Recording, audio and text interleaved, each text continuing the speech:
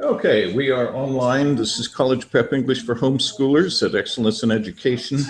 Make sure to adjust your screen to, or adjust the feed to maximum resolution and enlarge the picture in order to see the screen sharing, which I'm going to start now.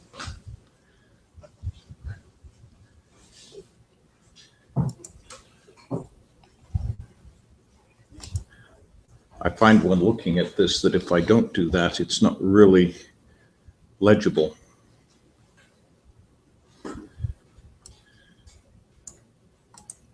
Okay, here we go. Lots of stuff to do today. And that's not going to happen. Let's put that over here.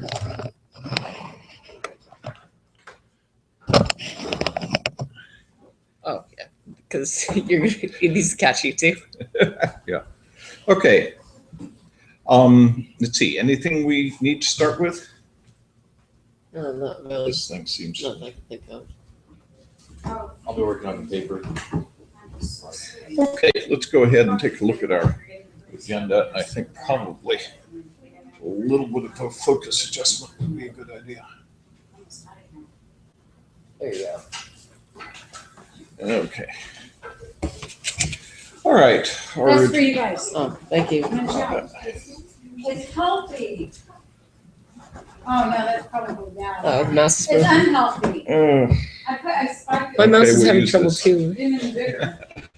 My mouse has died. Okay.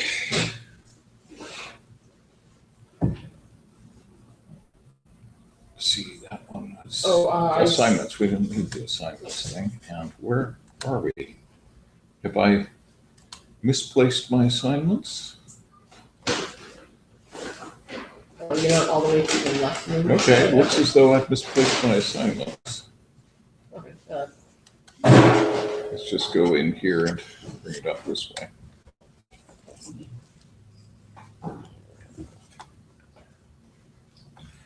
Okay. I've got to train myself here to use this one instead of that. Nobody has a pair of, oh, there it's working again. Oh, I have a pair too if it dies again. It's in the car. I have already used up the spare pair I have here. Triple A's. Well, we'll see how well this works. Okay, that's not where we need to be at all. I think you actually clicked. Why are we there? Because you clicked the class event, so if you press the back button, you go back to the agenda.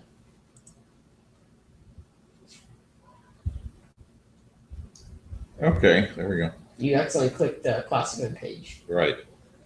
Now this mouse has behaved oddly. Yeah, I noticed before that we actually had 2 recordings of one of the previous classes. Somehow I'd had a false start and then a second one, and they both ended up going up on YouTube. And I couldn't figure out how to erase it. I'll get to it eventually. All right, who's this lady? Catherine. Wait. Well, There's the fruits are over there on that table. sorry, I couldn't hear you. There's so much going on back here. Catherine. Right.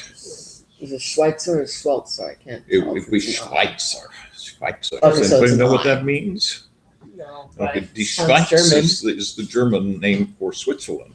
So Schweitzer is a resident of Switzerland, but not in her case. She's a resident of Oregon. And she's the author of the paper that I assigned you folks to read. Yeah. And I'm sure you've all read that. What did you think of it? I agreed in some ways and I disagreed in others. Well, that sounds like it's the beginning of a good discussion. I like the idea that you mix the grades together, but the way I see it, it's not good to mix all of them together. For example, you probably wouldn't want a first grader talking to a 12th grader, which could happen. You'd want to have specific guidelines for something like that. I Yeah. mean, Yeah. it might actually work. Well, You could do a grade school. Yeah, All maybe- grade school, all middle school and high school, all grouped together because they're around the general age. That way, you don't have, 8-year-olds talking to 16-year-olds. Instead, you'll have more of Tell you the 10-year-olds. truth, I've had 8-year-olds in this class talking to 16-year-olds, and it went very nicely.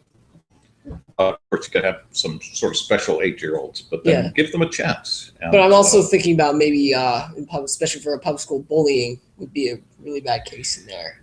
you really have to establish an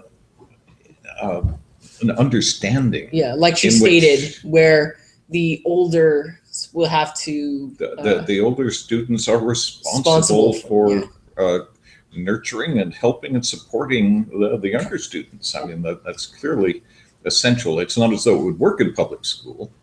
Well, isn't it? I don't remember exactly, but didn't she say that one of the reasons we have bullying is because the age groups only spend time together during recess and lunch break, and that's it? That's a very good point. And I think she had a very good point in that respect, in that the interaction between age groups was entirely confined to times when they were not being supervised. And so that's naturally probably going to result in that kind of unfortunate interaction. What did you think of her language? I liked it, but it's still the same case with the other article I read. They'll sometimes jump to I, or at least I think this one did. I can't remember if it did or I'm not. not sure whether this one, the first person or This not. one did have better language than the other one that I've read. Yeah, so far she- this is the best language out of all the scholarly journals I've read. Well, in that case, we got to read more. She breaks a number of grammar rules and a number of stylistic rules. And I find this indicative in a way. It's clearly the case that this journal, and probably many journals, are really not all that strict about the style. For example, there's one well-established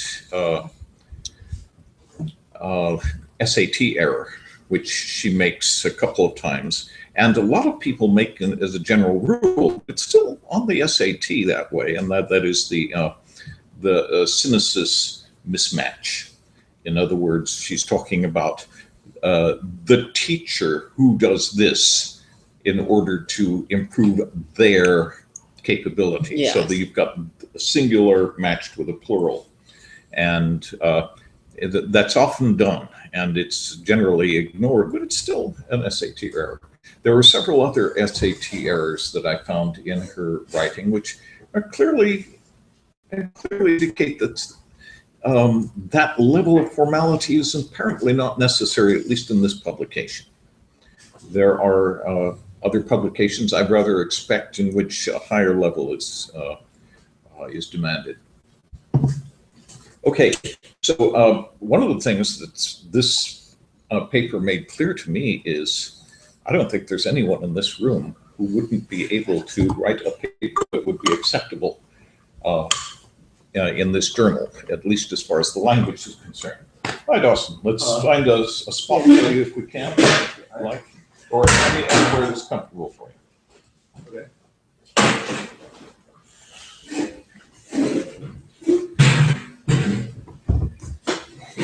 And so, have you given any thought to writing something?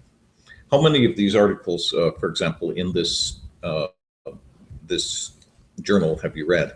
I think I've read 3. I've only read a couple. I've read 2. Great. And I like it because of the focus. I mean, it is focusing on the kind of education that we are focusing on, which is indeed an ideal fit as far as I'm concerned. It's not really mainstream, but still, I think it would be really useful to put something in it. There were a couple of things that I thought were missing from this particular focus. I mean, her background, did you read about her background? She went to a Montessori school, so she has a bit of a different focus than those who went through the standard public school curricula.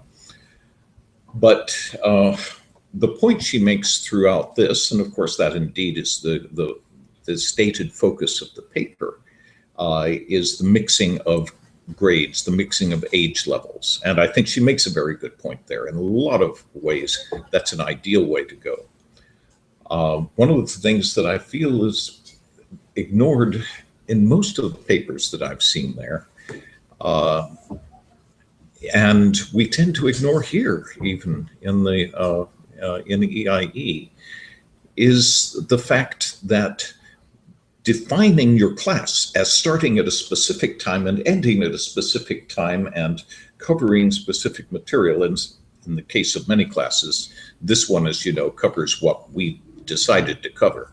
But the problem is there, I really like the idea of getting an educational impetus going, getting something started that really inspires, and then ignore the clock.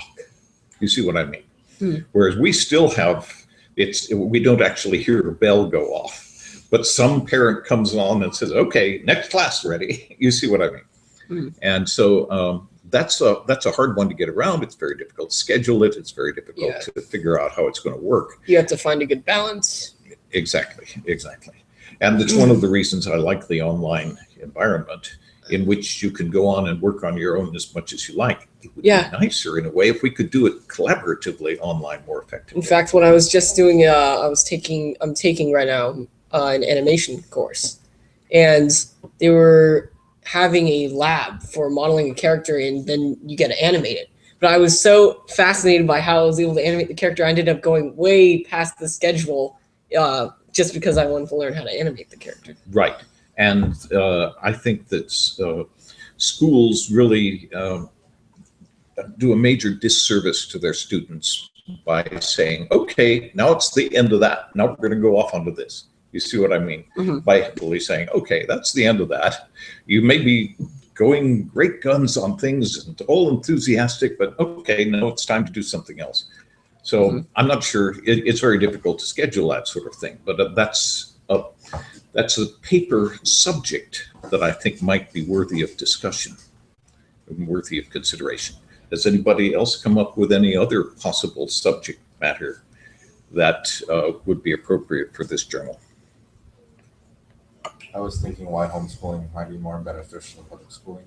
Yeah, that's Well, what of I was course, gonna that's the entire focus of this journal altogether. So we'd have to be a little more specific than that. What you've discovered, I'm sure, already by reading these articles is many of these articles are simply anecdotal evidence about situations in which that's been exactly the case, and it's worked out this way, it's worked out that way. So it would be possible to do something like that. It would be sort of nicer if we could be a little more academic than that and actually do some sort of test case, maybe even do a, and this becomes rather ambitious, but perhaps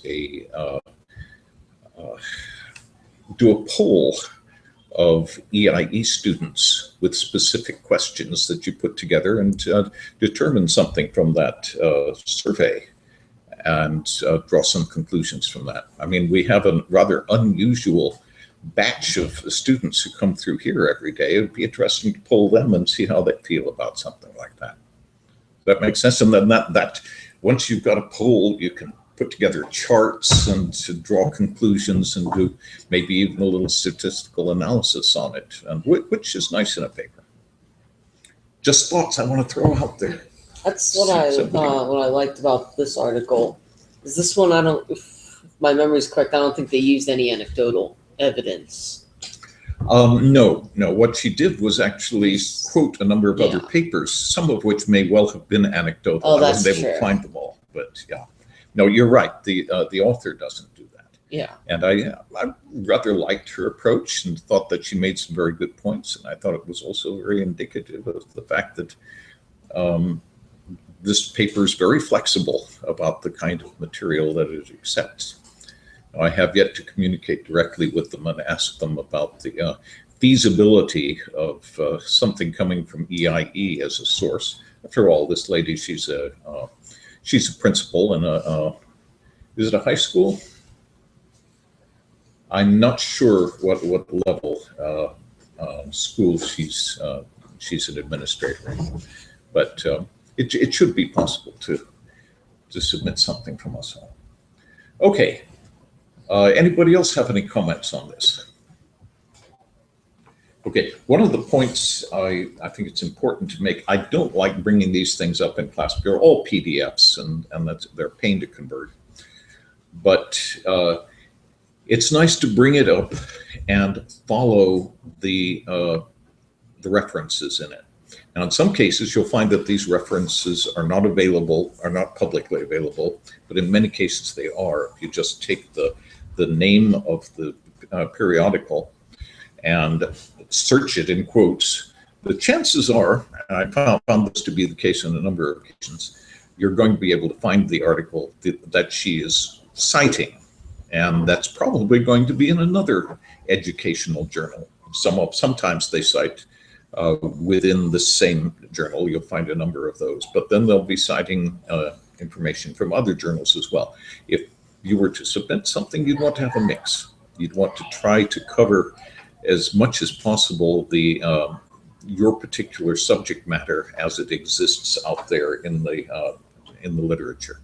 And there are various ways to do that, to kind of searching that we haven't got into, but it would be worth just read some more of them and see what you think. Okay, let's go on. Here's my suggested writing project, very simple one here. This has nothing to do with writing a paper necessarily, but if you liked or disliked or questioned or had suggestions for this particular paper, perhaps putting together a little letter to the author would be appropriate. She's posted her email right there in the publication for that purpose. Does this inspire anyone? Might be a nice subject for a project. I was thinking about doing one, but then I didn't get a chance this week. I might do this upcoming week though. Mm-hmm. I get a feeling that you folks are all maxed out as far as your schedules are concerned. Doing all kinds of things to just keep you going all week. And never give you an opportunity to say, okay, I'm going to just shelve everything and just work on this week. You know? Yeah, our schedule's pretty hectic. I mean, we're actually down here, because we're actually an hour away from here, but we're down here 3 out of the 5 days that we're doing our schoolwork. So it's where do you have to commute from? do you know where Victorville is? Oh, yes. Yeah. We're in Hesperia, so it's right there. Oh, my goodness. Okay. So there's a suggested writing project. Think about it a little bit, see what you like. Language immersion. I have added some things here. I asked you last week, do you need more? And I think I received an assurance that you didn't, but you've got more anyway. I happen to be listening to this one. I found it online. Somebody's put it on YouTube. And as long as it's on YouTube, let's take advantage of it. Stephen Hawking's The Grand Design. I read that book last year. Did you? What did you think? I don't remember a lot of it, to be honest. Okay. Yeah. Well, what's wonderful about it is, I've been listening to the audiobook, but then I listen to it while I'm doing other things and so forth, so I don't always catch everything. Yeah. But I really like that approach to handling this kind of a work. And he covers so many aspects of the nature of existence in there. Among others, he really goes into some depth on cellular automata. Now, you two computer science experts, explain what cellular automata are all about. I don't know. Okay. Okay. He talks about the game of life. You've heard of that, right? What, the game of life? Yes, it's not a game. It's a misnomer. It's your, which in this case is a 2-dimensional grid made up of pixels, made up of squares. The state of each square being dependent upon the state of the squares around it from one generation to the next. And the generations are automatically generated by the program. So if a square has uh, has one or neighbors, it remains alive.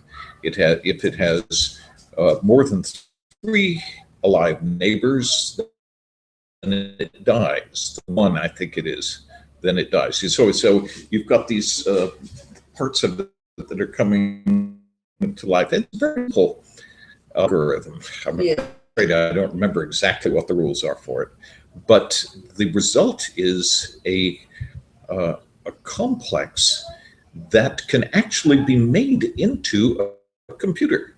You can create AND gates and OR gates with the pictures and the results that one gets on the screen in this automaton. And if you can do AND gates and OR gates, then presumably you could really build a Turing machine, which is a fascinating idea. You can take a very, very simple construct and produce something so arbitrarily complex. Indeed, it's a rather Turing machine that Turing uses to demonstrate how vastly complex things can result from an extremely simple algorithm. And it's his contention that may indeed be what underlies a great deal of what we see in the world around us. Do you remember having looked at that? I think, Dawson, maybe you saw it. I'm not sure. We talked about it this year. So. Anyway. Sounds interesting. It is interesting. It is fascinating. Again, this is for language because his language is superb. He does not make mistakes. It's beautifully done, but it's also extremely accessible. He doesn't use any particularly arcane or confusing vocabulary. So it's really very easy to understand, but still very well done. Okay, and Woodhouse, I added another Woodhouse story there. Has anybody gone through all of that yet? I'm almost finished with one of the books. It's Galahad Landings. I've almost finished that. Okay. What do you think? It's really interesting, and it is very comedic. The entire premise of all the different people falling in love with each other. It's kind of like Much Ado About Nothing in the way that everyone's in love with each other, but then there's all this confusion, and then one person sets off a whole train of people that are saying, okay, I'm breaking off the engagement. Oh wait, no, I don't want to break it off. And the entire premise is just absolutely hilarious. It is hilarious. It does tend to be very similar to other plots that he's come up with in the past. You can almost predict certain things. Do you see another parallel, perhaps more between Woodhouse and perhaps Twelfth Night? Remember Twelfth Night? We've done Twelfth Night in here. No. We didn't? No. I think it was last year. I'm It was sure last- we, it I was think last- we did do it We last said it year. was last year. Okay. Anyway, in a way, I think of Jeeves as being the jester, sort of aloof, sort of almost all-knowing, watching what's going on around, but not becoming involved in it. Anyway, it's an interesting concept. Okay, do you need more Woodhouse? I don't think so because I haven't started on the new ones yet. Yeah, Okay. I've I'm been still listening trying to the other finish one. last book. Okay, have you all made a point of this and making an MP3 out of it? So Yes. good.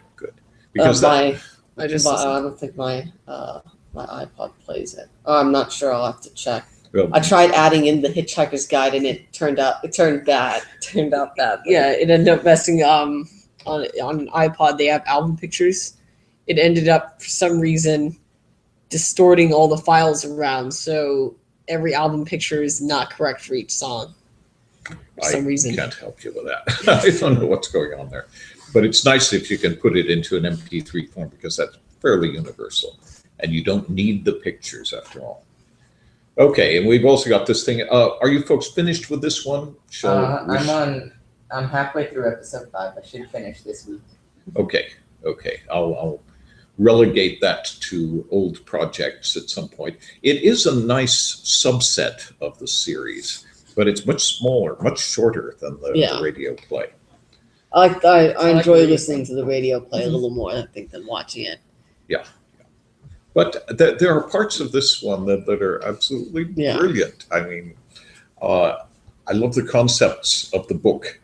The book is narrated to you from time to time about various different things. And at one point, for example, fetid dingo's kidneys are mentioned. And you get this diagram of dingo's kidneys popping up on the screen. You can't do that in a radio play. Yeah. But I Yeah, love that one of the idea. things I like about the TV show is the constant animation from the Hitchhiker's Guide, where they show all these Yeah. little things. Yeah. And then what was it? The fish you stick in your The ear. Babel fish. Yeah, The Babel fish. Yeah. It so proves God that obviously it means Oh, I love God's that. not. Just Yeah, not I love that. It I says, love because that. God says, I will not reveal you need faith, and since you need faith, I will not reveal you to myself. But man says the Babel fish is such an obvious A dead giveaway. yes, Dead giveaway, yeah, a isn't dead it? giveaway of your existence that technically disproves you by your own words. Is that correct? Oh, I didn't think about OD, right? that. I thought of that. And promptly disappears in a puff of logic. That was easy, man said, and then went to prove that black is white and got ran over at the next zebra crossing or something. Yeah. Okay, excellent. Yes. I think one of the fascinating aspects of the Babel fish wonderful concept is that by eliminating the communications barriers between all species, led it to created more more and wars. bloodier wars than had ever existed previously. The poor Babel fish, yeah. Which would be responsible for, I don't remember how many wars, which would be responsible for the bloodiest wars in the history of the universe. Okay, we have here a link to the Two Towers audiobook. I didn't hunt down the text for the Two Towers. I'm sure that you folks can go out and find it if you want. But after all, you've got it sitting in front of you on the table here. But here's the audiobook, and it's very nicely done. So let's go ahead and listen to that. Now, a number of you who've done a fair amount of that already up through the Uruk-hai chapter, right? Yeah, I'm Yeah, at that one. And the rest of you just I started haven't had a getting, chance to yeah, start and that got one to the yet. Riders of Rohan. Do we have anywhere set specifically? Where we I want to read didn't. or I just- didn't give us a goal. What should the goal be? Probably through the Uruk-hai. Because Departure of Boromir is a fairly short chapter, and then the next one, The Riders of Rohan, is very long. Oh wait. So This next week, are we going to be here or? No. spring break? No, Oh. EIE's closed. What's going on next week? Oh, Oh, yeah, that's you right. were- Next yes, week is. right. Yeah. Okay, let's discuss that. Next week we're skipping for Easter holiday, right? yeah, And Okay. I'm actually going on a half vacation and visiting a college in Virginia. Uh-huh. What college is it? Liberty University. Uh-huh. So I will be gone the 9th and 16th. I see. So you're going to be gone too. Yes. But while you're online, Mhm. any device will let you come in. And Okay. I listened to some of the class from last week. It's been working technically just fine. And as long as you remember to tell your YouTube player to go into the highest possible resolution and increase the size of it, sort of halfway. It doesn't have to be full screen, but halfway up. Then there's no problem reading the text on the screen. So should be able to follow. I've left up Eagleton because I like Eagleton's writing so much. He's so far above the writing that you'll find in these academic journals. He just writes so much more beautifully.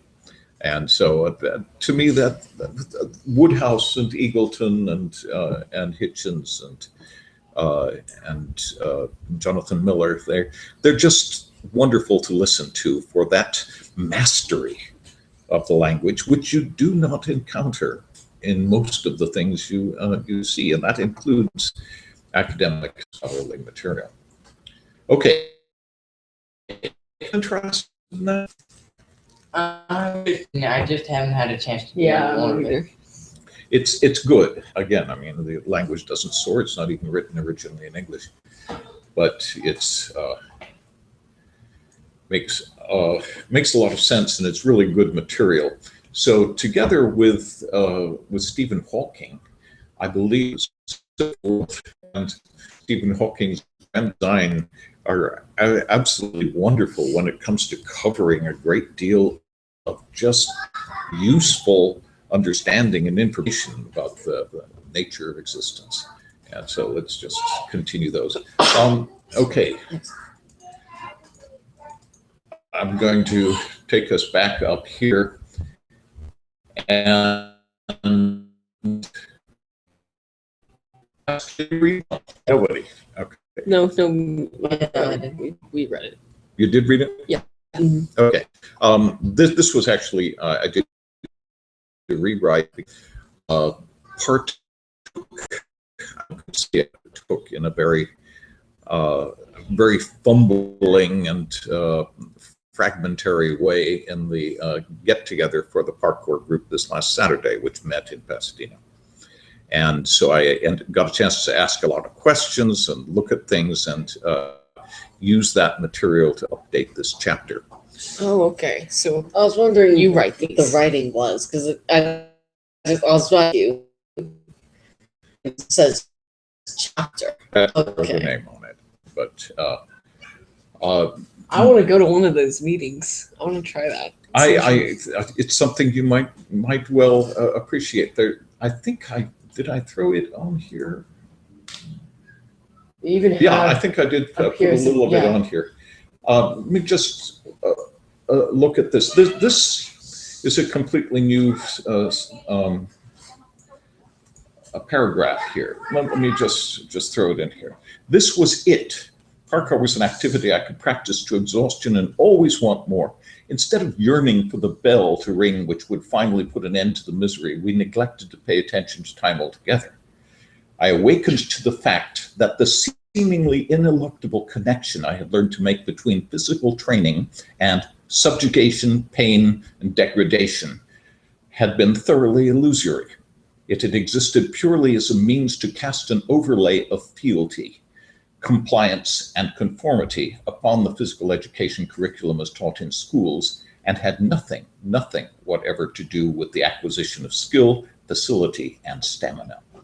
Infinitely more enticing was the gradual refinement of an exquisite art form. It was playing a concerto brilliantly, landing a flawless triple axel, and sculpting a masterpiece, all without the arbitrary dogmatic constraints imposed by the officialdom of anointed and entrenched cognoscenti, in whose hands all beauty is reduced to regulated, codified, and quotidian predictability. The art of parkour, at least in this inchoate and feral form, is sublimely able to transcend regimentation and mediocrity. Okay, do you follow what it's saying here? Yeah. Really? There's a few words here and there I didn't know, but I follow the general. Good. Yeah. And of course, I'm giving this to you also because I know you're going to take those words you don't understand, pop them into your I vocabulary. think I already did one of them. But I just did it earlier I put the word up earlier this I forgot to morning, put them I up. think. I forgot to put them up, but I just I think yesterday maybe posted words. I think 6 of them. Good. I just looked this morning. I Yeah, found. it posted some more yesterday also. Yeah. Well, yours I actually commented on, and we're going to go and look at those in a I moment. posted a second one after the one. Oh, you did? Yeah. Okay. Well, we'll take a look at that too. No, part of the tricky part is understanding at the end what are the arbitrary dogmatic constraints imposed by the officialdom of anointed and entrenched cognoscenti. Okay, what are cognoscenti first? The coaches. Leadership, the people above you. Sort of. It's those in the know, those who are regarded as experts in a subject. for He's example. speaking of the coaches, right? The PE coaches. In some cases it might be. In this case, it might even be the judges, especially if you're judging, for example, how the person is landing triple axel. You see what I mean? That's anointed and entrenched cognoscenti. This implies that you've got this these levels of authority, this authoritarian approach in which exactly this way to do things is the only one that's really acceptable. And it has to be measured by this yardstick. That was the word I added, authoritarian. Authoritarian, right. Yeah, I noticed that, and that's good. It's an important one to understand. The art of parkour, however, I'm explaining, at least in this inchoate and feral form. What does that mean? In the it's unregulated form. It's just whatever you feel like doing. Well, pretty much that's what I was aiming at. Inchoate means it's seminal, it's incipient. It is just the beginning of an art form that hasn't been defined yet. You haven't got official specific moves and official specific criteria that it's judged by. And what about feral? Feral would be wild, like feral cat. Excellent, excellent. It's wild, it's untamed yet. It's not yet regulated. Very good.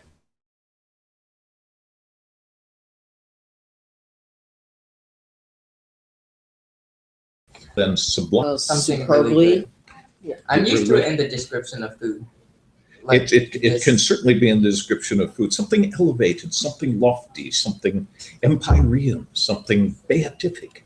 All right, where are your dictionaries? But exactly, something like that. Anyway, I'm sorry to inflict so much of this upon you, but I wanted you just to look at it and understand. There are many places where you're going to encounter writing that is more complex and involves a little bit more syntax than what you've been reading. And I wanted to make sure you got a chance to look at some of that as well. And you'll find a great deal of that, of course, in and any just general comments on this at all? Any suggestions? I just want to try that out really badly. I think they have one in LA. They do. Gym. Yeah. It's itinerant. They jump from place to place. So Yeah. they happened to be in Pasadena last weekend, but then they go down to UCLA and Venice and Griffith Park and so forth. They go to various different places. Go search for them on Meetup. Okay. And you'll see the schedule of.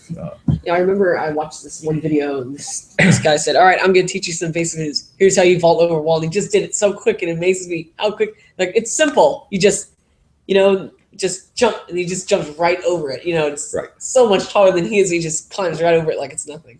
It amazes me how quickly. And there's so many. There are different ways of doing that. The lazy vault, of course, is in the title of the chapter here, Yeah. which is a fairly simple and straightforward one. If you're not an ancient codger and in the throes of decrepitude, you can do most of these. The Kong vault is a very quick one. Now, the fellow who was showing this to me, I see him jumping over things, both feet, jumping between his hands on the. Oh, yeah. I've seen And that before. he had 4 or 5 inches to spare there.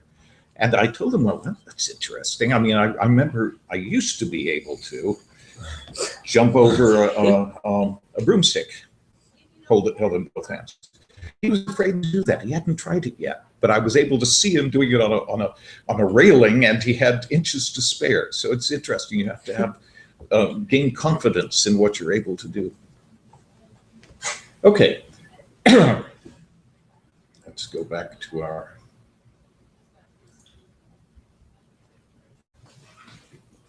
I don't understand why it says Tic Tacs on the chapter name. Good question. That one actually I didn't actually mention in the chapter. Okay. Yeah, it's a maneuver.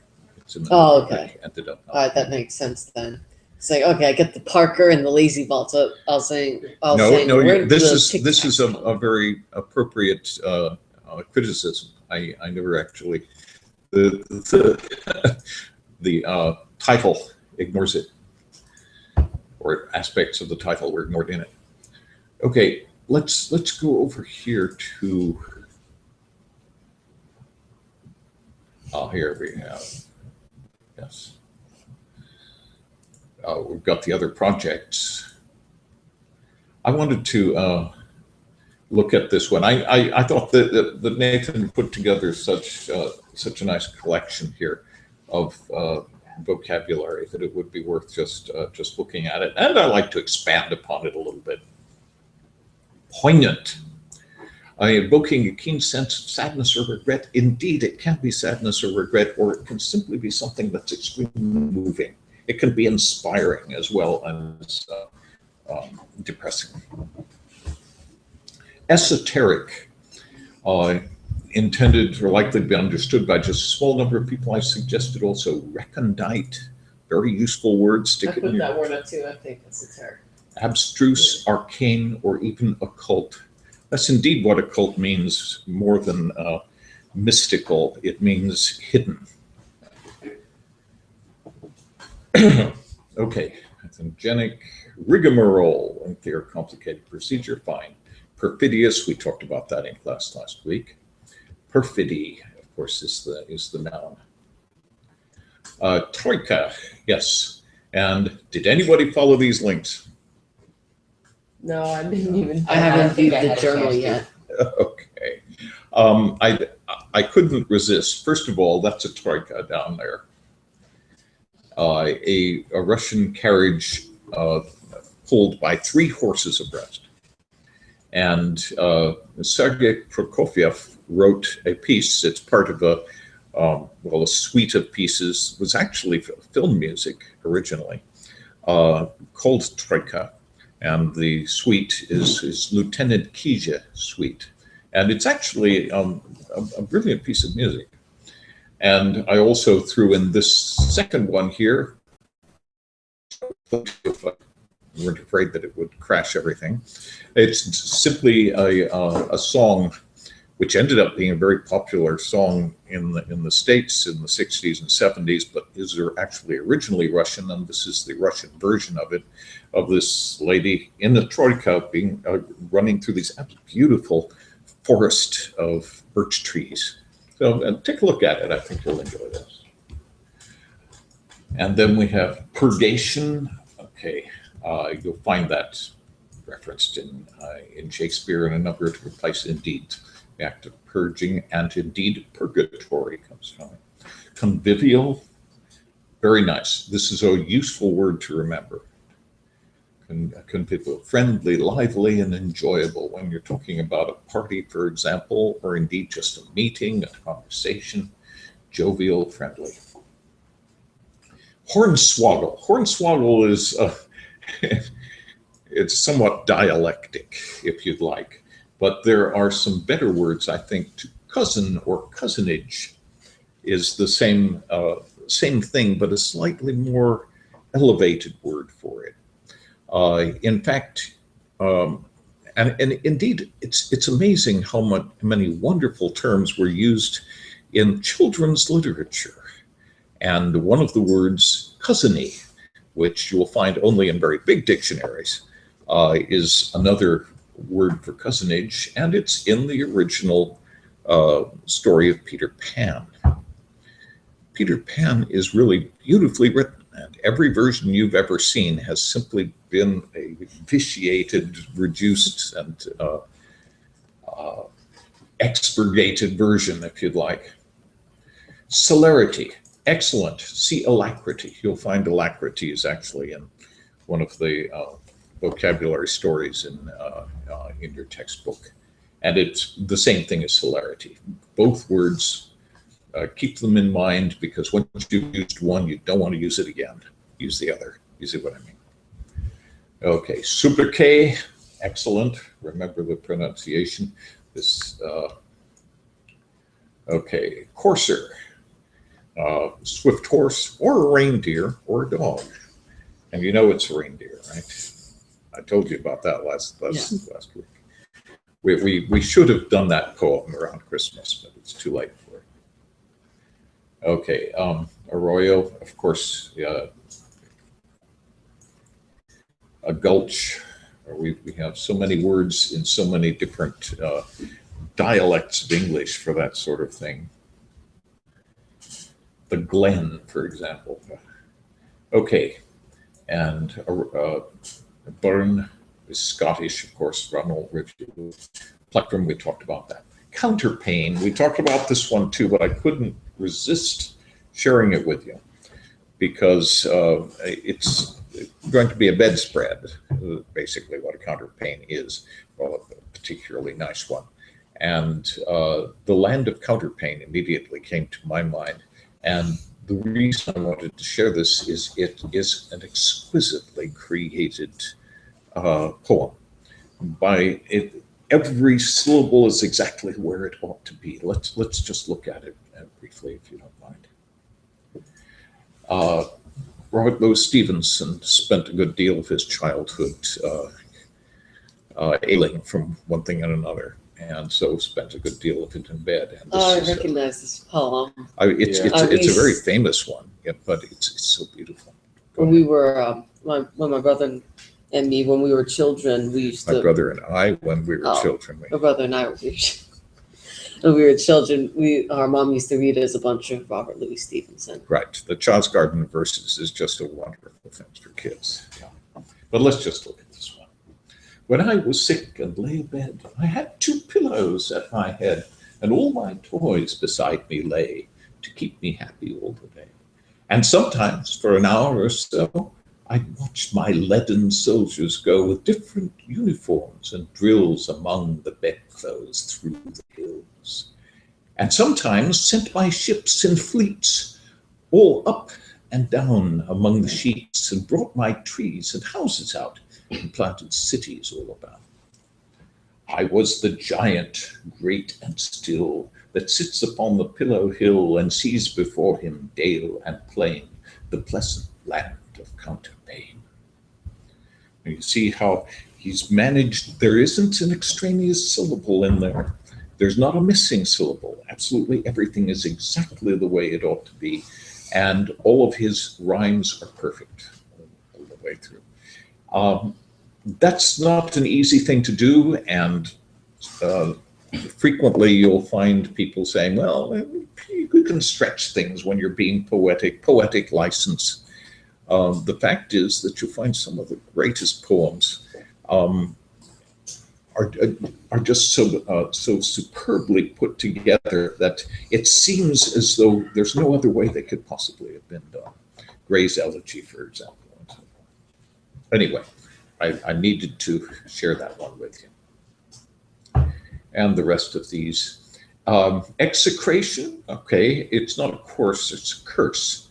Or malediction is another word for curse. And see, execrable, because that's in fact a slightly different meaning when it becomes an adjective. It means simply something that's conspicuously bad. Egregious or flagrant are another couple of words for exactly the same thing there.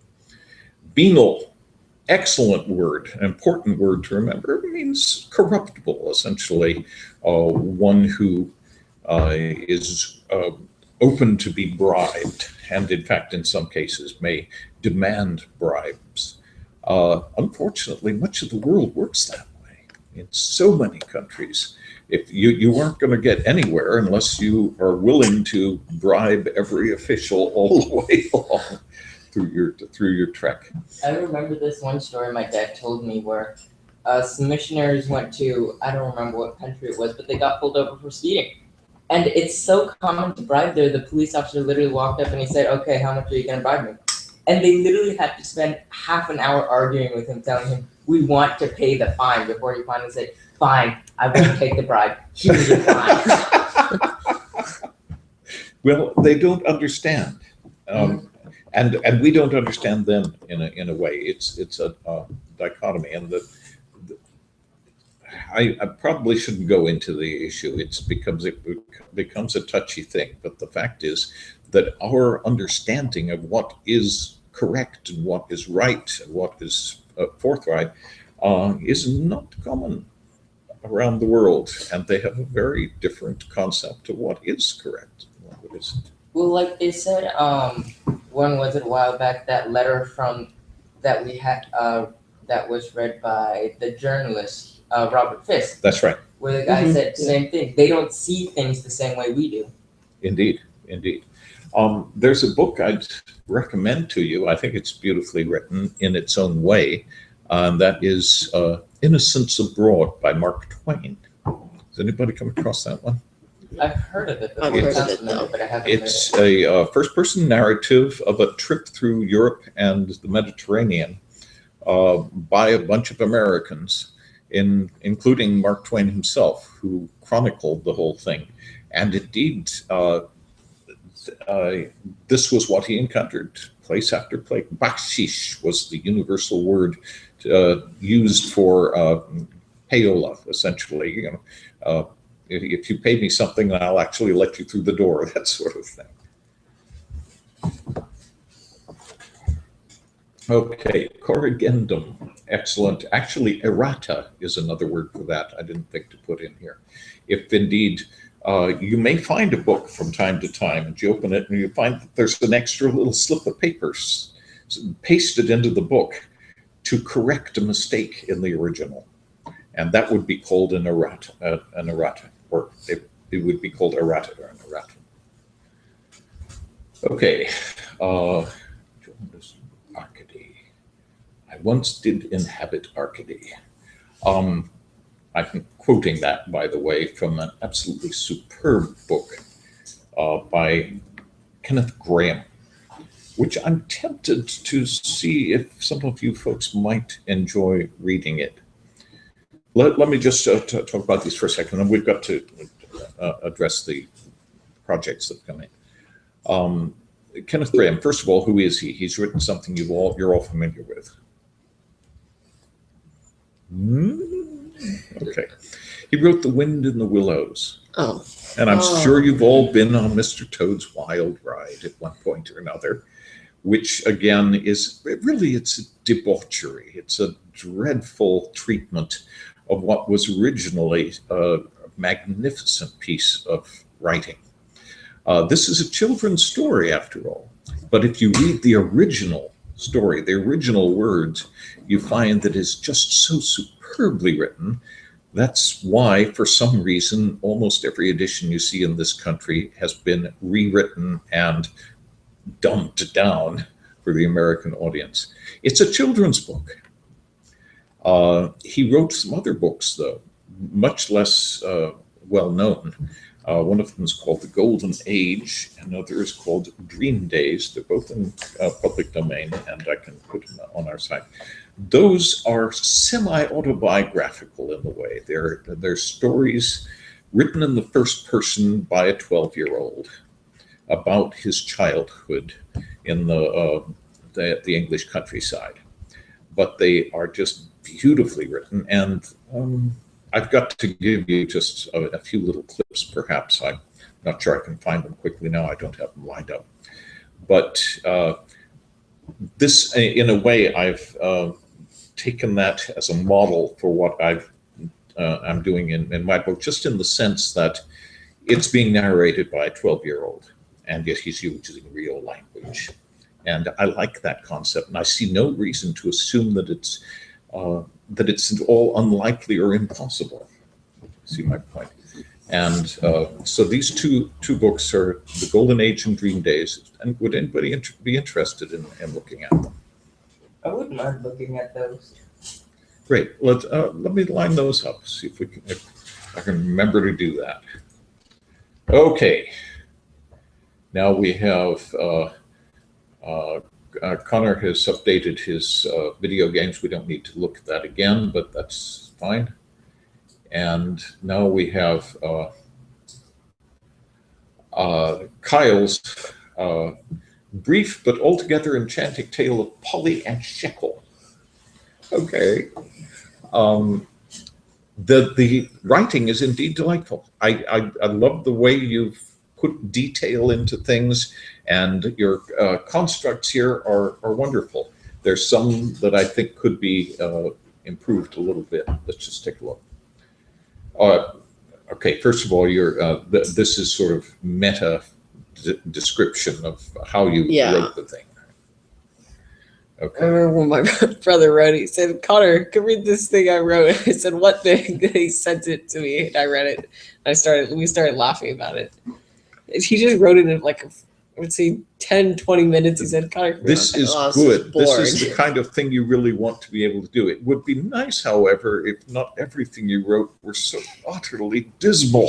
In the end, they said they were happy, or at least for the most part. I think it was because the reason why was because we were talking about that a few days ago. I think about how the original stories of a lot of the fairy tales that these kids had, the original ones were actually they were fairly Very dark. depressing. Yeah, very Oh, depressing. indeed. No question about it. The darkest being, perhaps, one called Der Machandelbaum. I've never seen it translated in English, I'm afraid, but it's really one of the most gruesome children's stories you can possibly imagine. It's The Almond Tree would be the English translation of the title. We should look it up and see if there is a translation. I remember when I first read the original and to read writing is wow, that's so much more morbid. They take the wolf and then they cut its stomach open. They fill it with stones, and so he falls into this trough and drowns when he chases them the second time. That's so much more unhappy than some guy coming in Even to save the Cinderella, in day. a sense. Even in Cinderella, Oh, really? What happens in the original? I think in the original, you still have the actual ending, but the sisters, I think they lose sight, right? Is it an eagle or vulture comes in and rips their eyes out or something? But first of all, they voluntarily lop off their toes and heels in order to hit them in. And then in fact they try to cut off there. Okay, Yeah, and I think let's see. Cinderella in this one version ends up calling them a stepmother or something. There are a number of those. Do you remember which one that was in? No, I don't. I haven't looked around to find if there is a definitive translation of the original stories. It's not as though the original stories have a definitive version either. There are multiple versions of all of these, but it would be interesting to see that. It's all in public domain, of course, so let's see what we can find. Okay. After determining that the word processor was correct in its mockery, well, justified, I felt was a little better. And then very nice lead in here. I looked into a different form of writing, comedy, very nice lead in. It came up with this grief story, which came to existence through a little imagination, numerous keystrokes, approximately 10 minutes, a swift glance at my backyard, and a miniature bag of nuts. Wonderful. That is a wonderful parallel construct. See if you can copy that sort of thing. You'll find it all over Woodhouse. He uses it all over the place. You'll notice it. Yeah. It was used in the parkour thing as well. Okay, now this is a misused word. The thing is, it's a little hard to understand what's wrong with it. Do you understand the problem there? Camaraderie is more of a comradeship. That's right, comradeship. In other words, it's the quality of the relationship rather than the relationship itself. Yeah, I see. So you couldn't say that people belong to a camaraderie. It doesn't work. But a coterie, yes. A cohort, yes. Now, cohort is a really weird word because it's either singular or plural. You can use it both ways. And that is strange. You know, is he a cohort or are you among cohorts? It works both ways. Okay. They took it as a prophetic omen, urging them to wholly, what does the SI stand for? Split infinitive. Right. To wholly abandon is a split infinitive. Their wretched occupations and join along with seagulls. No, you join in something. And again here, if you put join in quotes and put join along in quotes, you can see by the count which one is more appropriate or more universally used. Okay. A considerable nudge, substantial, I thought was slightly better there. And these are just little suggestions for words. I point out the fact that you're using an Oxford comma simply because it used to be the case that was fairly standard. It has been dropped from most, but not all, publications. If you look at the instructions for for different online journals, academic journals. Some of them want it and some of them don't. It's hard to tell. But we're talking about the last comma before the and Oh, wait, you mean that's in not a regular? collection of things. I'm That's sorry. not regular? That's the way I've done it. You've always put a Yeah. comma in there. Yeah. Yeah, It when I used to was be the little, I standard, learned and Oxford University Press used to regard it as standard. That's why they still call it an Oxford comma, but most places don't want it anymore. Oh. I didn't Okay. know that. Stupidly is okay, inanely is a little bit better, I think. Okay, 5 nights from a fortnight had passed. I don't know what that means. I know what a fortnight is. I know what 5 nights are, but why 5 nights from a fortnight? Oh, I said 5 days from a fortnight. 5 days from a fortnight. Okay, Fortnight? That's 2 weeks. 2 weeks. right? 2 weeks, Yeah. exactly. So I just thought it'd be a funny way to say 9 days. No, 19. But in other words, you're talking about a fortnight minus Yes. 5 days. Okay, then let's Yes, let's it's put it 9 that way. days. This is ambiguous. Fortnight less 9 days had passed. Okay. What have we got here? With tears and wails being heard from the quiet valley of Tranquillier. Audible in just sounded to me so much better than being heard from. Did Yeah, I you see. hear that in your ear? Okay, good. If you know, look at pestered by, pestered from, by will win out by a significant amount. Okay, you've got things that all over the place that are being charred here. And so you've got charred used in 3 places, I believe. And again, we want to Oh, I try see. to avoid that. Okay, and I put all of these into past tense because everything else is past tense. The miniature, not, where was it? He gave it to the squirrel who cried with joy, past tense, cried with joy. Unbeknownst to Shekel, however, the miniature nut tasted delicious, and the small fuzzy creature would later on share it amongst his small group. So indeed, it has to be past tense there. Okay, I see. Okay, and here we've got another charge, so I suggested scorched or singed. Okay, and considerably renowned, again, considerably just doesn't work well. Widely renowned works. Okay, any questions on that? It's nicely done. I like the 10 minutes. the flow, the inspiration, the random inclusion of detail, Yeah. which is wonderful. That is terrific. You listen to good writers and you find this wonderful picture being painted. Is anybody here familiar with the works of Garrison Keillor? I don't think so. I think we'd have to say Garrison Keillor is one of the world's greatest storytellers. And we're talking now not about scripted story matter necessarily, but unscripted. He has done for many years, and I believe continues to do, a program called A Prairie Home Companion. It's an hour-and-a-half radio show. Through the year, it's every week. He does this hour-and-a-half radio show. And it's on NPR, but it's also all archived online if you want to look at it. He's a Minnesotan.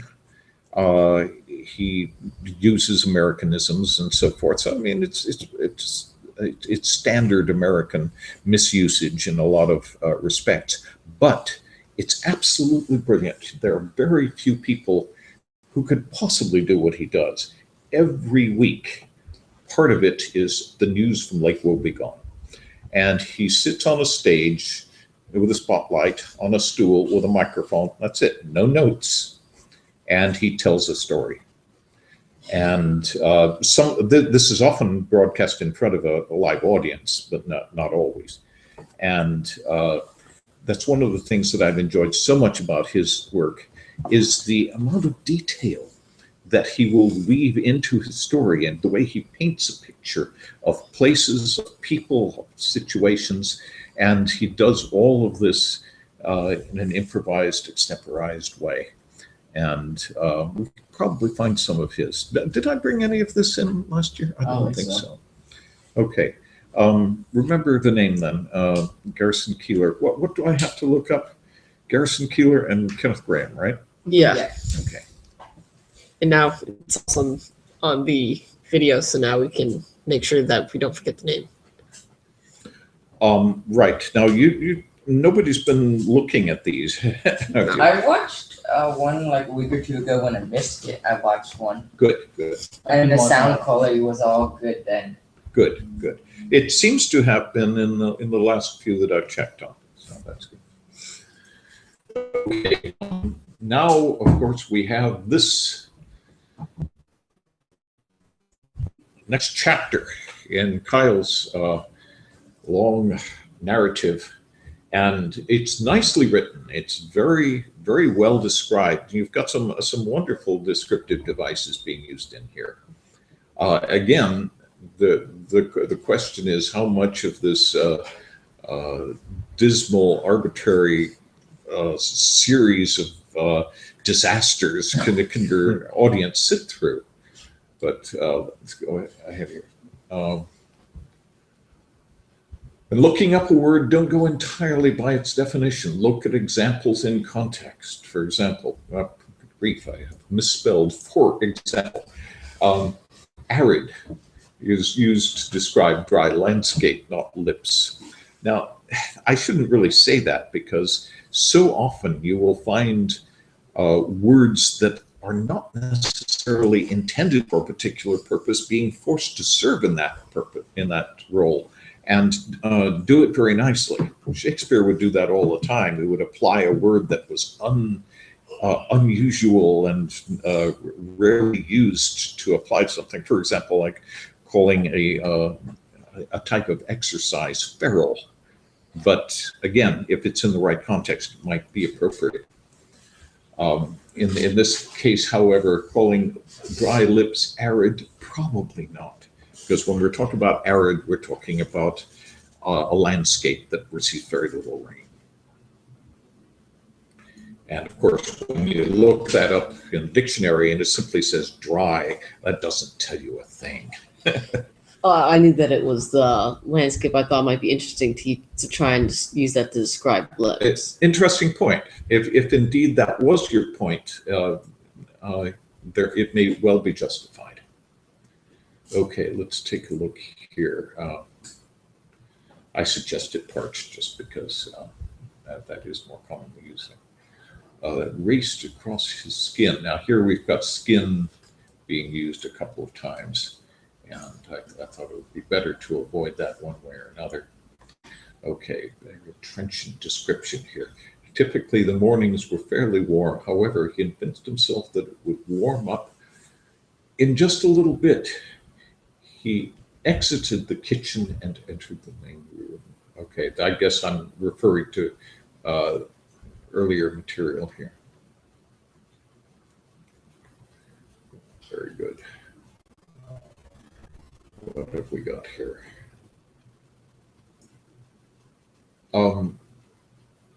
Utterly is wonderful, but it's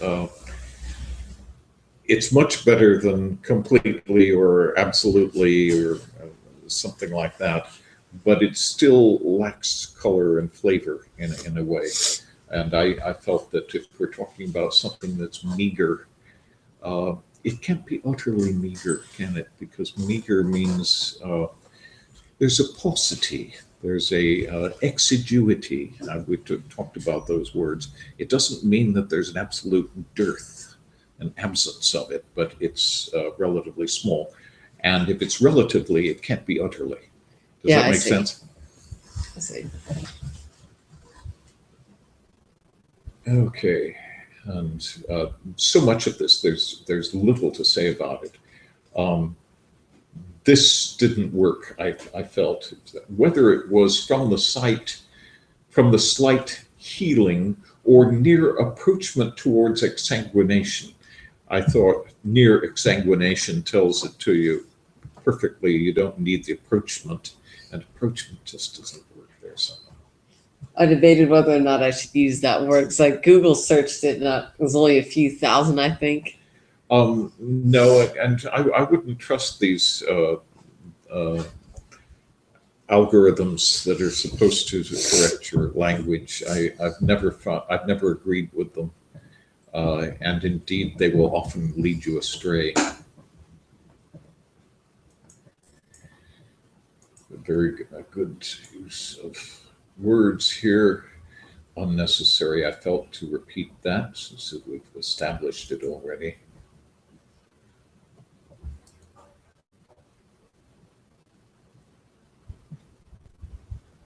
I'm sure that there are probably a couple of other little places I'm missing here as we're going down through it.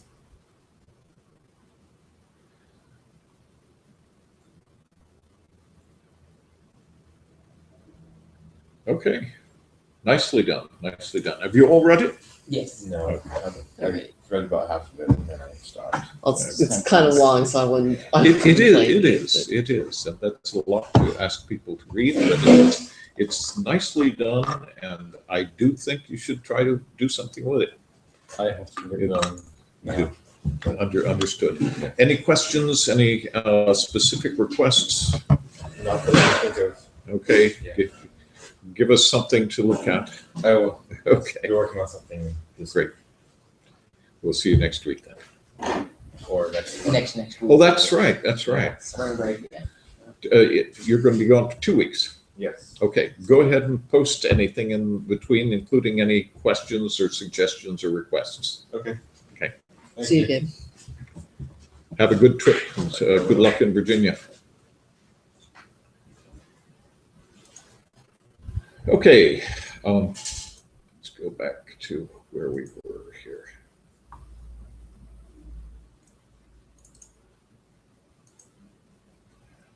Okay, I have another thing lined up here for you. Do a little of that. Okay, so we've looked at her and that and the literature, and we've talked about the vocabulary. Excellent. Okay, one of the assignments that I gave you here specifically was to look at the homophone listing page and asked you please practice constructing definitions and try to come as close to the dictionary definition as possible.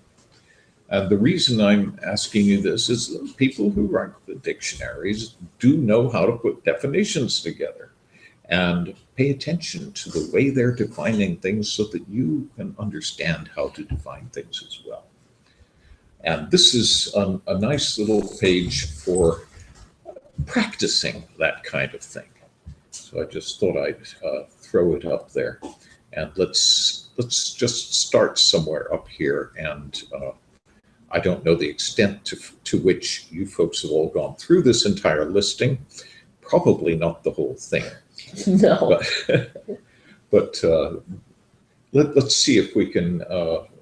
Let's start here, for example. Okay, we've got a couple of mazes. How would you define the first one? Rice. Isn't it I thought it was Corn. corn. Corn. was- Corn, I kinda meant. corn. I said Right. rice. Maize You know- isn't you know- that a corn like isn't maize the corn shell?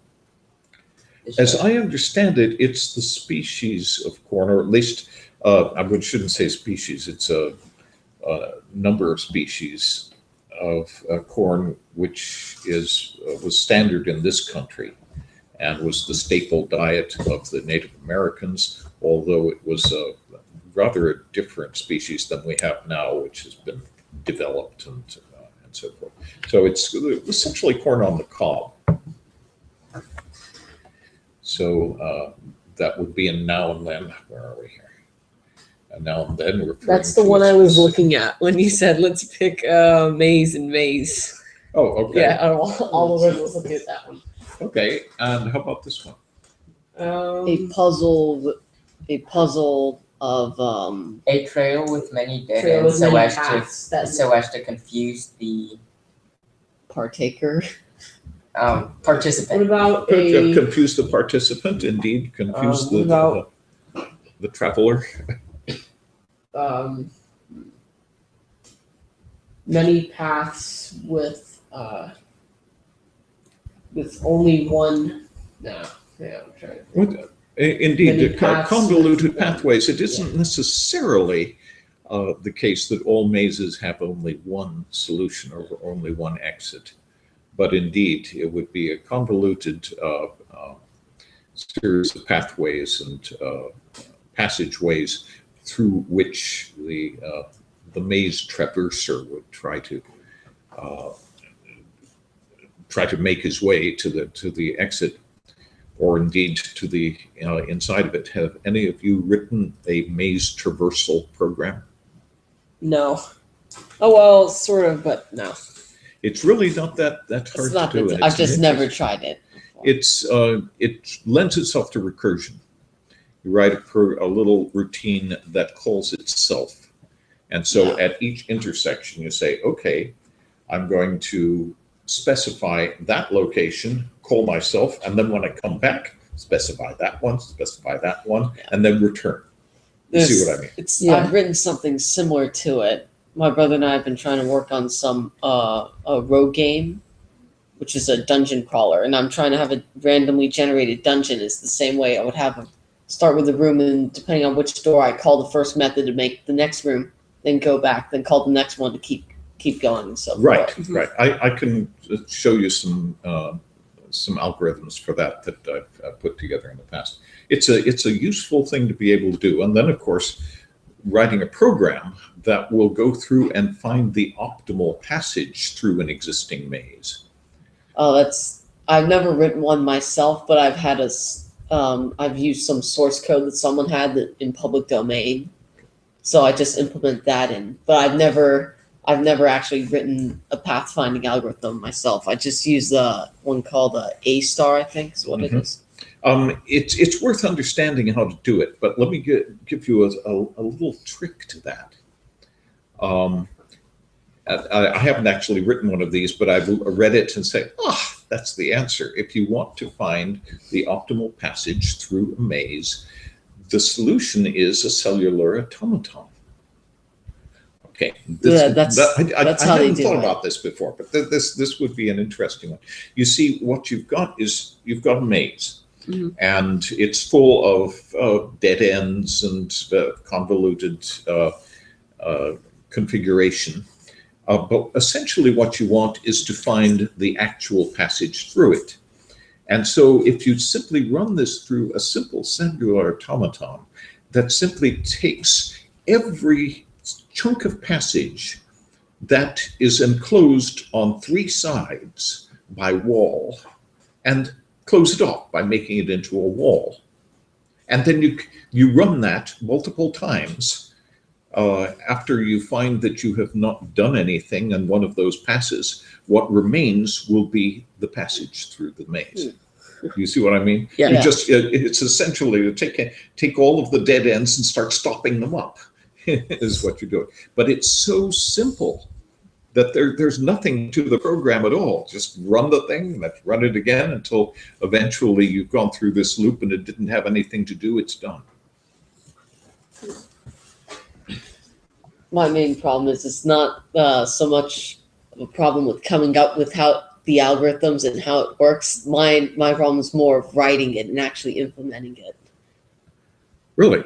Okay. Like with the pathfinding, the one I use, I understand how it works. It's just that I can't think of a good way to write it until someone else wrote it, and then I look at it. Oh, that makes sense. Well, that's interesting. If you know Okay. if you know what I mean. No, usually I found that students had more difficulty figuring out their algorithms than they did implementing them. Debugging, of course, is always always a problem. Okay, who wants to attempt these next two here? Which do? Mall Mall and wall. a shopping center with Very- variant stores. Can be.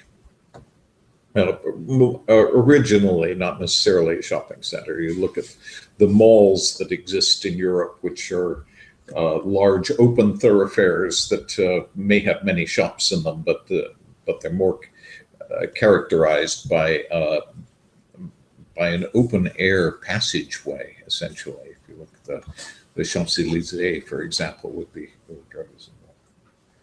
Okay, and Too messily. To physically damage, to To batter, maybe. no, because mauling It's more. when it'd be like when your entire face is ripped off. It's something really horrendous that happens to somebody. and indeed possibly be eaten. Yeah. But yeah, I was thinking of like if a wolf was Yeah, if a to lion Right. or maul on Yeah, your arm, lions, exactly. or a lion mauls on your arm. You know, I'm trying to think of how to describe he that. was thoroughly mauled by the lion. So in other words, seriously, what's the word I'm to looking be for? seriously injured. By, Injured, yes. To be seriously injured. Seriously by wounded. something. Yeah. Okay. Mental and mental. One of those two, I don't know which one. Mantle is right. the shelf that goes above a fireplace. That's the one on the right. I think. Excellent. I think that I don't know about the other one though. this one That's the one. Chimney. This one is a cloak, or in English at least it's a cloak. It comes from the German, which is the standard word for coat. Mantle, I think this is your mantle, which is the Oh. shelf. Okay, how about these? A horse. A female horse. What kind of a horse? It's a female horse. Thank you. I didn't hear that if you said it before. Indeed, a female horse would be a mare. And here, a mare. One who runs a city Or Right. Town or the county, or yeah, county, place. or The a ruler of the This- highest authority in a smaller Community. province. Oh, that's an interesting point. Aren't mayors always elected? though? Generally, I've heard of it as being a city, but it may be extended to other things. Yeah. But the ultimate authority in a city, I think, is an excellent definition for that. Okay, how about the next one here? Marshall on the left is to rally together a group. Very good, very good. That is a verb, and it's not the word I was thinking of for that one. I was but thinking indeed, of it a works. It marshal works fine. as a. He an officer. marshaled his Yeah. forces. Yes, indeed, that would work very nicely. Yeah. But it's also an adjective describing simply the simply military. Mhm. Martial law, for example, or Yeah. Isn't that the other Marshall? I thought that was Yeah, Marshall on that's the right. the was one- Yeah. oh, very good martial point. arts. Very good point. No, you're absolutely right. It is the other one. Thank you. But this one indeed would be a lawman who would a marshal, a federal marshal. Okay. I'm not sure what's going on here. The Martin, the owner of EIE. And Martin the Yes, but it's Crystal. not capitalized, so that's not a proper noun. So this one, of course, is an animal. This is I don't know what the other one is. in fact, there's a bird called a bee martin, M-A-R-T-E-N. But the M-A-R-T-I-N, I'm not sure. There may be a different animal. We'd have to look that one up. What about these? I'm in one. Concealment of the face. Right. So something to put one's visage in. In other words,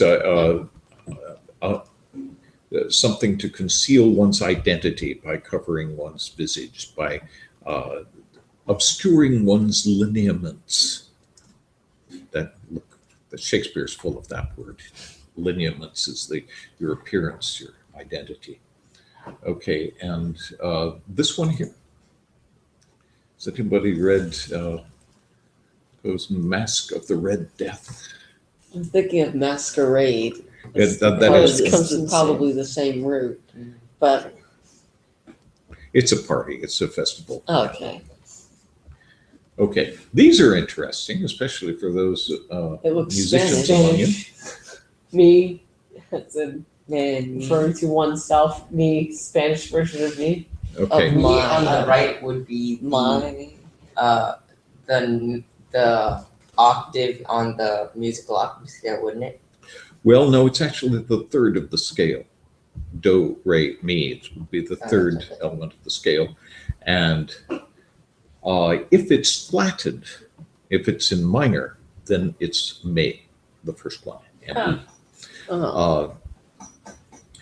the solmization is what it's called, the representation of the different degrees of the scale with syllables. Do, re, mi, fa, sol, la, ti, do, you're all familiar with, but Yeah, each Sound one of of those Music. can be raised or lowered.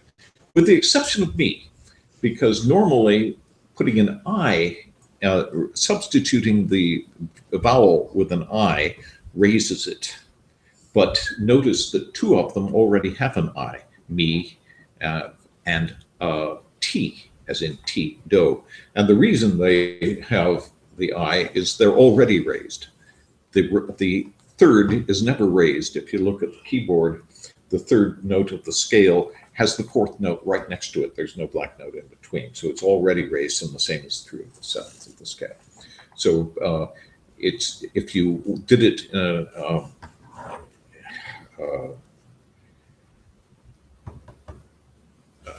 what is the word? If you went all the way up, including all of the black notes, it would be do, D, re, mi, fa, fi, as so, and you could Oh, go I up see. that way. And lowering them is by putting the E there, except for re, which becomes ra, because it's a re. I'm sure you didn't need to know that. Okay, let's just do one more of these. Mean on the right side is the countenance on a person's face.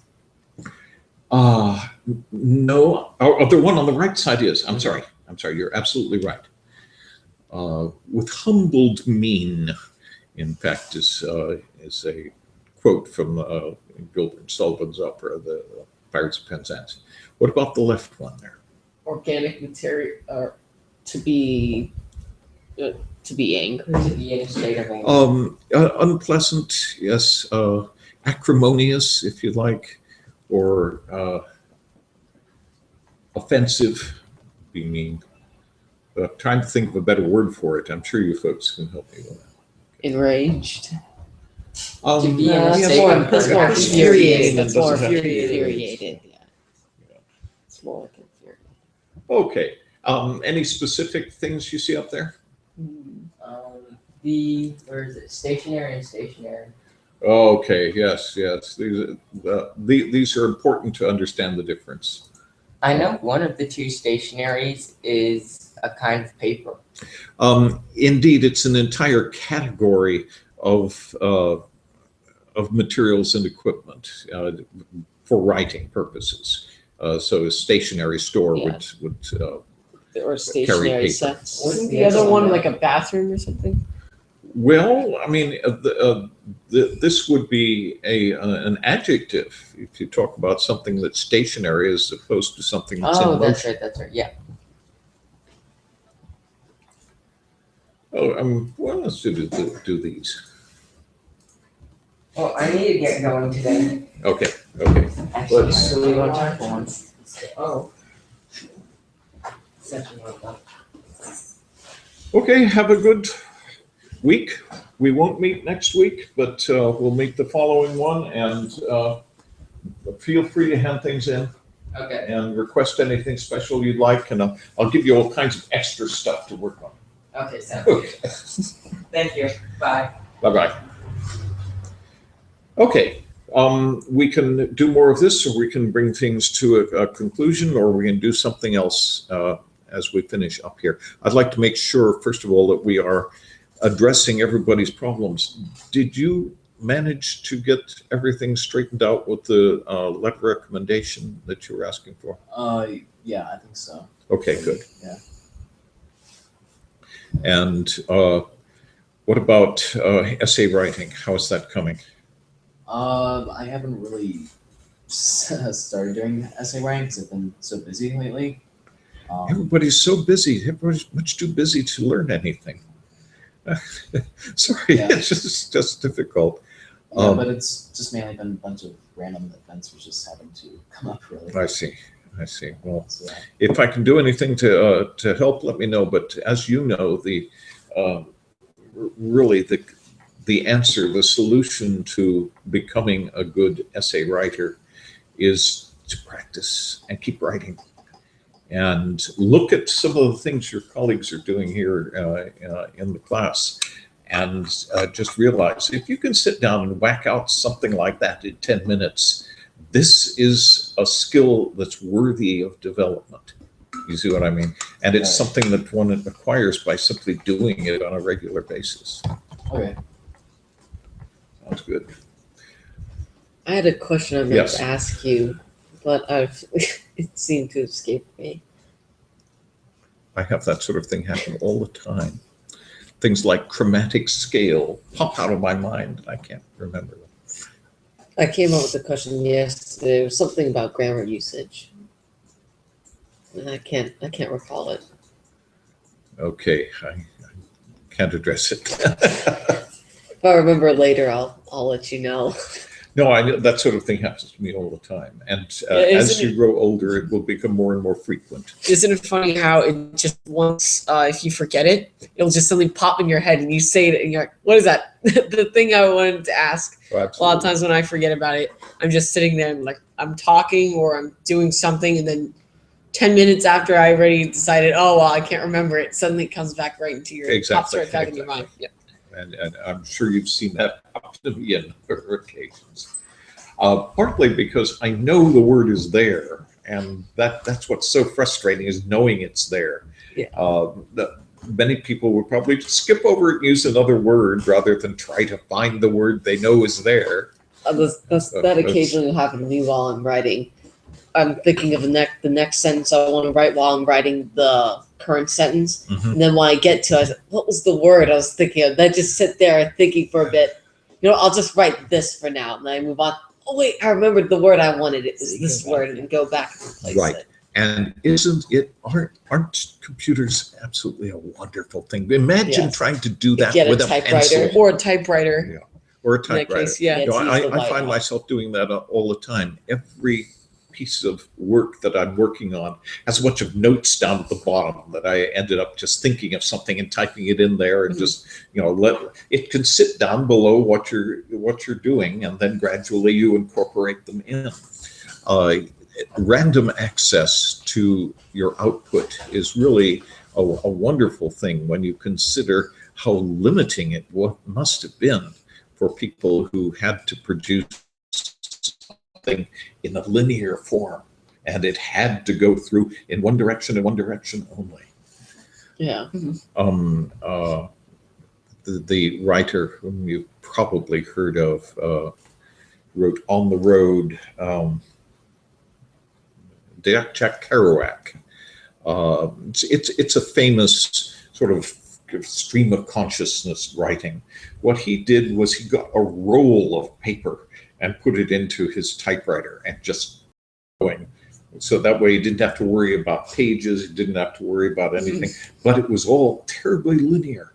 It was unidirectional, and you couldn't possibly go back and edit anything. A very different approach. I think in order to produce the kind of writing we're talking about, this is such an amazing tool. Yeah.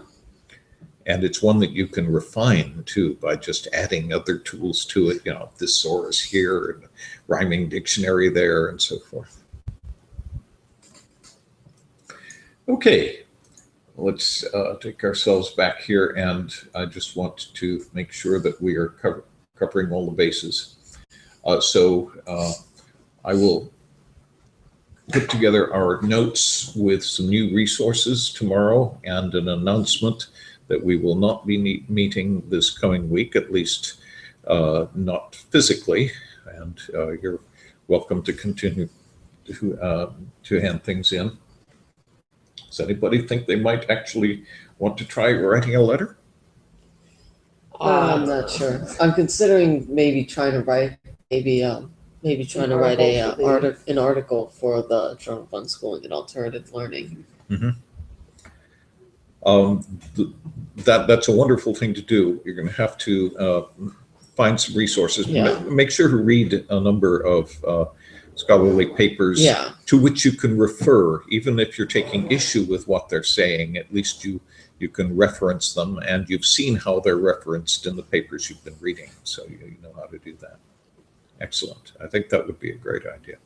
And I'm going to be communicating with them and asking them about the procedures involved in submitting, because I've read their submission guidelines already, and they were rather unclear in the sense that they regard the institution of origin as being responsible for the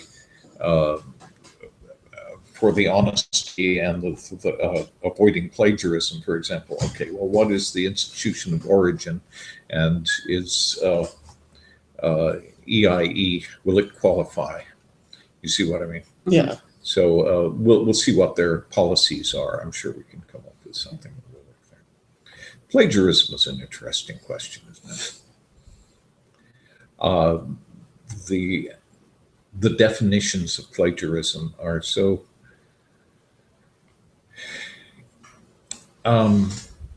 really, plagiarism has become the backbone of higher education. It's a strange thing, but the fact is that many institutions subscribe to services that purport to be able to detect plagiarism. But then, of course, the plagiarists are using the same kinds of algorithms to come up with things that are not going to be flagged as plagiarism. So we've got an interesting battle taking place there, Yeah. very similar to hackers and yeah, exactly, virus writers and virus protection software writers, all of which use the same skill set. And so you can't help thinking that there's a certain amount of give and take and cross-pollination between the two sides of the issue. As far as what is plagiarism and what isn't, the big bottom line is, what is the big bottom line when you're writing something? taking others' words. Right. Never use anybody else's words. You can always do better anyway, but don't use somebody else's words, because that's the only thing that can really define your work as being plagiarism. Okay, any questions? Shall we wind things up for today, and everyone have a happy Easter? Yeah. And we will see you all in 2 weeks. Okay.